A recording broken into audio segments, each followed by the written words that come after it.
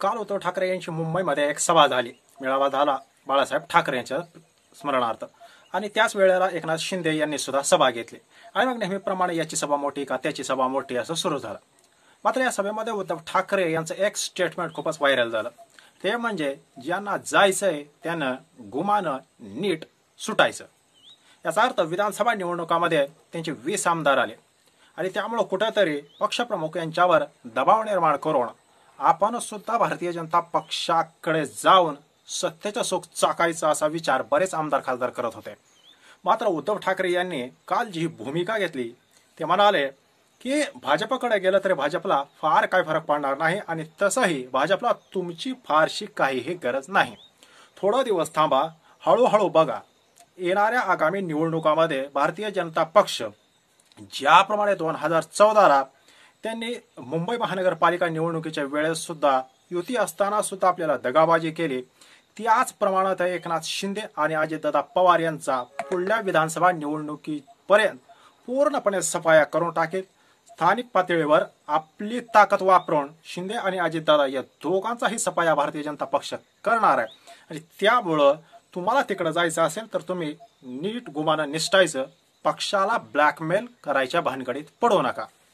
मात्र मुंबई महानगरपालिकेत स्वबळावर निवडणुकीला सामोरं जायचा निर्णय उद्धव ठाकरे यांनी केला. आणि हा निर्णय केल्यानंतर एकनाथ शिंदे अडचणीत का आले याची जोरदार चर्चा सुरू आहे. इंटरेस्टिंग गोष्ट अशी आहे की विधानसभा निवडणुकीमध्ये आणि लोकसभेच्या निवडणुकीमध्ये आघाडी आणि युती होती. त्यामुळं जागा या ठराविकच लढायला भेटतात. आणि त्यातही मुंबई असेल किंवा इतर ठिकाणी सुद्धा उद्धव ठाकरे हे राष्ट्रवादी काँग्रेस पक्ष आणि शरद पवार यांच्यासोबत असल्या कारणानं त्यांनी हिंदुत्व सोडलं असा जोरदार प्रचार एकनाथ शिंदे यांनी केला.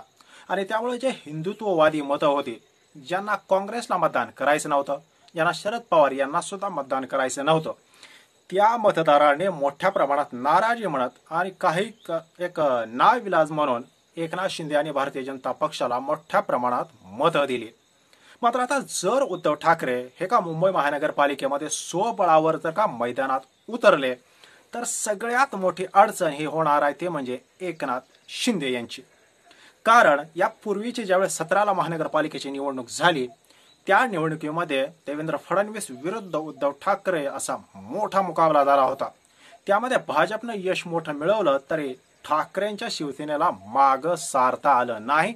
आणि सत्ता टिकवण्यासाठी म्हणून का होईना देवेंद्र फडणवीस यांना मोठे नगरसेवक निवडून येऊन सुद्धा मुंबई महानगरपालिकेची सत्ता मिळवता आली नाही. आता सुद्धा जर का उद्धव ठाकरे हे जर स्वतंत्ररित्या मैदानामध्ये उतरले तर परत 2017 सारखी परिस्थिती निर्माण होणार आहे. आणि त्यामुळं मुंबई महानगरपालिका ही का महत्वाची आहे, कारण त्याचं बजेट हे एखाद्या राज्याच्या बजेट एवढं आहे. त्यामुळे एखादा छोटंसं राज्याची विधानसभा जिंकल्यासारखं त्या ठिकाणी त्याला महत्व आहे.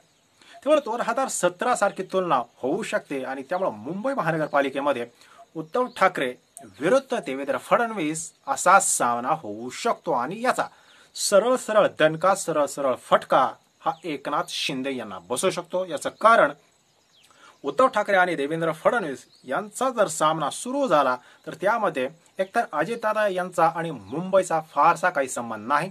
अजितदादा यांची फारशी काही ताकद मुंबई महानगरपालिकेमध्ये नाही. त्यामुळे एकनाथ शिंदे यांनी एक खासदार निवडून आणला होता, अर्थात तोही 48 मतांनी, आणि त्याचं वाद कोर्टात सुरू आहे. विधानसभा निवडणुकीमध्ये देखील त्यांना 3-4 आमदाराच्या वर जाता आलेलं नाही. एवढं मोठं भयानक पैसा खर्चून सुद्धा त्यांना मुंबईत म्हणावं तसं यश भेटलं नाही. आणि ठाकरेंना यश भेटलं असतं, त्यांचे 10 आमदार निवडून आले. मात्र काँग्रेस एनसीपी सोबत असल्यामुळं लिमिटेड जागा त्यांना त्या ठिकाणी लढवाव्या लागल्या. मात्र महानगरपालिकेमध्ये स्वतंत्ररित्या जर का ते गेले तर फडणवीस विरुद्ध उद्धव ठाकरे यांच्या लढाईमध्ये एकनाथ शिंदे हे 3ऱ्या नंबरवर सरळ सरळ फेकले जातील. याचं कारण या दोघांच्या लढाईमध्ये एकनाथ शिंदे यांना स्पेसच राहणार नाहीये. आणि त्यामुळं 17मध्ये जो हाय व्होल्टेज मुकाबला मुंबई महानगरपालिकेमध्ये झाला त्याचीच पुनरावृत्ती यावेळेस त्यांना ठाकरेंना करता येईल. आणि मागच्या काही दिवसापासून आपण बघितलं तर उद्धव ठाकरे यांनी आता सभेमध्ये जमलेल्या माझ्या तमाम हिंदू बांधवांनो असा सुरुवात करायला त्यांनी पुन्हा एकदा स्टार्ट केला. त्यामुळे हिंदुत्वावर जोरकसपणे फोकस देऊन मुंबई महानगरपालिकेच्या निवडणुकीच्या मैदानामध्ये ते उतरणार आहेत. त्यामुळं एकनाथ शिंदे पाठोपाठ राज ठाकरे यांचा गेम मात्र नक्की होणार.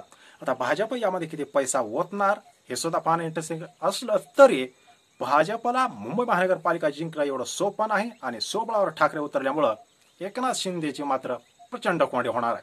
बाकी तुम्हाला नेमकं काय वाटतं, मुंबई महानगरपालिकेमध्ये ठाकरे सत्ता पुन्हा आणतील का? कमेंट नक्की करा. धन्यवाद.